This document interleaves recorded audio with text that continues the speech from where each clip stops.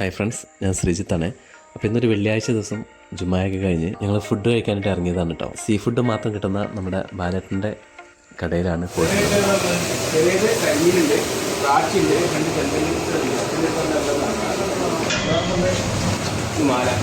കടലുണ്ടി ചാലിയുള്ള ബാലറ്റിൻ്റെ കട യൂട്യൂബിലൊക്കെ ഒത്തിരി വീഡിയോസ് നിങ്ങൾ കണ്ടിട്ടുണ്ടാവും. അപ്പോൾ അങ്ങനെ ഇന്ന് മർഫ് ഹോസ്പിറ്റലിലായിരുന്നു വർക്ക്.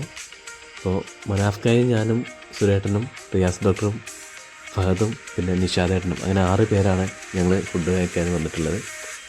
അപ്പോൾ ചോറും പിന്നെ വലിയൊരു മീനും പിന്നെ ഞണ്ട് ഫ്രൈ ആണ് എടുത്തിട്ടുള്ളത്. ആ വലിയ മീൻ പൊരിച്ചതിന് 1000 രൂപയായിരുന്നു.